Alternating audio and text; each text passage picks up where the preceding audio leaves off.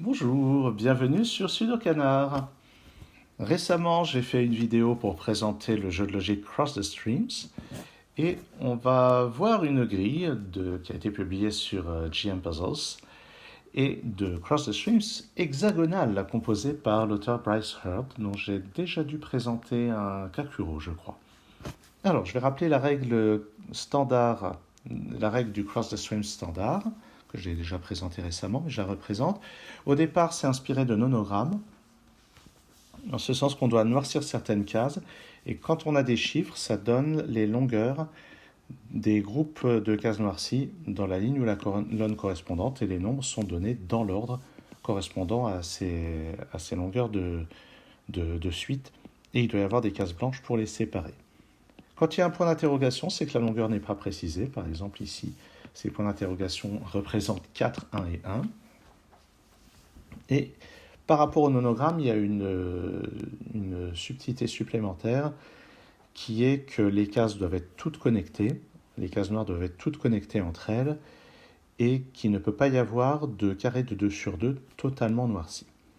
Sinon, de temps en temps, on a des étoiles qui nous disent qu'il peut y avoir n'importe quoi. Par exemple, cette étoile représente tout ça, cette étoile représente tout ça, cette étoile ici représente juste ces deux cases blanches, et cette étoile qui est là représente absolument rien du tout en dessous du groupe de 8. Dans la variante hexagonale, on a 3 directions, on a les indications dans les 3 directions, et cette fois ce qui est interdit au lieu d'un carré de 2, c'est un triangle de 3 cases noircies comme ceci. C'est ça qui est interdit. Voici les temps de référence donnés sur GM Puzzles. Alors, je vais préciser que j'ai déjà résolu ce problème hors temps et tout ça. Je pense que j'avais mis une vingtaine de minutes. Donc on va voir si je suis plus à l'aise dans cette vidéo. Et on va commencer tout de suite par cette ligne où il y a 8 cases noircies sur 9. Donc forcément les 7 cases centrales sont noircies, ce que je vais noter de cette manière-là. À cause de ces configurations interdites, je sais que je ne noircirai pas celle-là. On va continuer d'appliquer de la logique de nonogramme avec ce 2 et ce 7. 2, hop, donc il y en a 7 parmi 2, 3, 4, 5, 6, 7 parmi les 8 restantes en fait. Donc l'hypothèse la plus à gauche vient ici. 1, 2, 3, 4, 5, 6, 7. On est sûr d'avoir noirci ça et de ne pas avoir noirci ce qui est en dessous. Et pour les deux qui sont là, eh bien, ou bien ils sont là ou bien ils sont là. Donc on noircit cette case. Pour le 6 et le 4, on fait un peu la même chose. Il y en a 13 au total. Donc 6, si je noircis les 6 qui sont là, je dois noircir 4 parmi ces 6-là. Donc je vais de toute façon noircir les deux du milieu. Et ne pas noircir ça. Et pour le 6, le plus à gauche c'est là, le plus à droite plutôt. Donc je vais forcément noircir ces 4 cases et ne pas noircir celle-là. Qu'est-ce qu'on va faire ensuite? Ensuite, je pense qu'on va regarder les groupes de 4. Oui, ici, ça c'est dans l'étoile, tout ce tintouin. Et les 4 sont parmi ces 5 cases, donc je suis sûr de noircir ça, ça et ça, ce qui condamne ces cases-là et celle-ci, et ça précise le 4 qui est là. Je ne noircis pas celle-là. Ah, est-ce que c'est du spam encore? Je réponds au téléphone. C'était effectivement du spam. Avec tout ça, j'ai perdu un peu le fil. Tiens, je remarque qu'ici, ça ne peut pas être noirci. Alors, qu'est-ce qu'on va pouvoir voir? Ah bah ici, le groupe de 4 qui est là, il s'achève forcément ici. Donc ce 4 est résolu. Ça ne peut pas être noirci. Cette partie-là peut s'échapper par ici ou par là. Ça reste à déterminer. Il y a aussi un 4 ici et puis un autre groupe. C'est-à-dire qu'il y a au moins une case noircie ici, une case blanche, et les 4 sont parmi ces 5-là. Donc j'ai forcément au moins les 3 du milieu. Là j'ai des cases non noircies. Et ce qui est sûr, c'est que je ne peux pas noircir ces deux cases-là. Donc en fait, il est impossible que je noircisse celle-ci. Sinon, ça noircirait automatiquement celle-là pour réaliser le 6 et on aurait cette figure interdite. Donc ça, c'est pas noirci.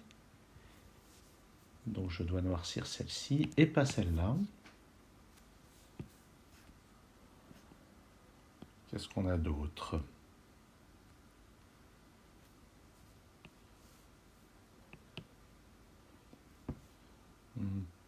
Ah, ça c'est intéressant.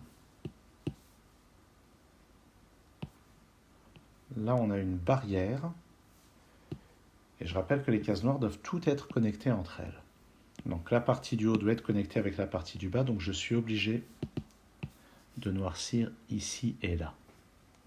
Ça résout donc ce 2.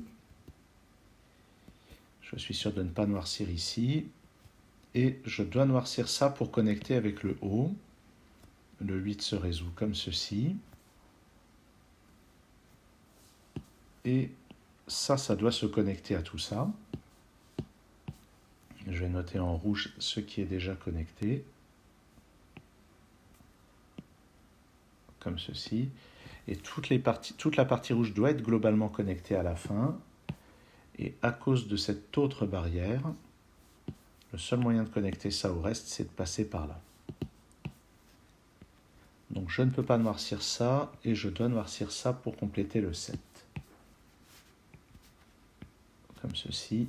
Et par ailleurs, je ne peux pas noircir ceci, ce qui me fait une nouvelle barrière, là.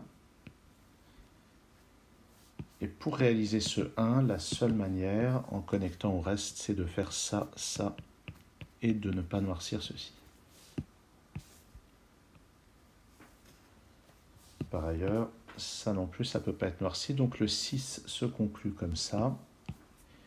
Et on a ça aussi qui est connecté. Donc à ce stade, on a toute cette partie-là qui est connectée. Toute cette partie-là, il va falloir les connecter entre elles. Mais cette partie-là, de toute façon, ne peut sortir que par ici. Ça ne peut pas être dedans. Ce 4 est satisfait, donc là je ferme. Et puis, dans cette diagonale, je dois avoir mes deux groupes de 2, ils ne sont pas là, donc la seule possibilité, c'est de les mettre comme ceci. Et forcément, là, on a des cases non noircies. À cause de ça, je dois avoir exactement deux groupes de 2, j'en ai donc forcément un là et là. Et puis, alors je ne sais pas encore lequel c'est. Ah bah si, je sais lequel c'est forcément celui de droite. Et celui de gauche ne peut être que là. Donc je dois passer là pour sortir. Là j'ai tout ça qui est connecté. J'ai tout ça, ça et ça. Maintenant il va falloir connecter tout ça ensemble. Tous les deux ici sont résolus. Ah, ce point d'interrogation est intéressant. Parce que ça nous dit que si j'ai une case noire ici, ça va être forcément connecté jusqu'ici. Il va falloir voir si on connecte à partir de là jusqu'ici. Et c'est ce 3 qui va nous le dire. Parce que je dois avoir un groupe de 3 quelque part, le seul endroit c'est ici. Donc ça c'est déconnecté, donc ici ça ne peut pas être connecté. Ici il n'y a pas de case noire.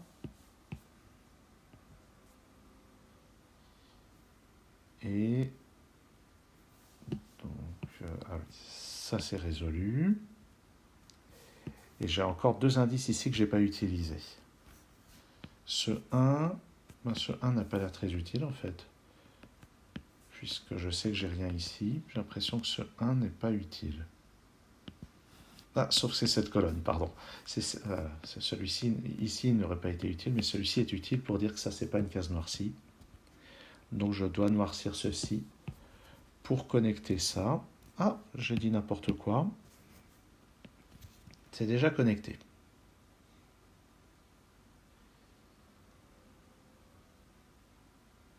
qu'est-ce que j'ai fait? Oui, oui, c'est bien ça. Où est-ce que je regarde maintenant?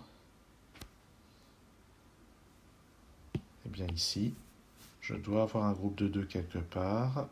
C'est forcément là. Donc je ne peux pas noircir ici. Donc je ne peux pas noircir ici non plus pour réaliser ce point d'interrogation. Ce 3 est réalisé. Ce 2 aussi, ce 1 aussi. J'ai utilisé tous les indices. Maintenant, toute la question, c'est de tout connecter. Et en fait, la seule possibilité pour tout connecter, c'est de remplir ces cases-là. Voilà. Maintenant, toutes les cases noires sont connectées. Et ça résout donc ce Cross the Streams hexagonal de Bryce Heard. J'ai pas mis beaucoup plus de temps que le temps expert finalement, mais bon, c'est vrai que je l'avais déjà résolu une fois, ça m'a certainement aidé dans ma démarche. Faut pas se faire d'illusions. En tout cas, c'est très joli, j'aime vraiment bien ce type de jeu de logique. Merci d'avoir suivi cette vidéo, à très bientôt sur Sudokanar.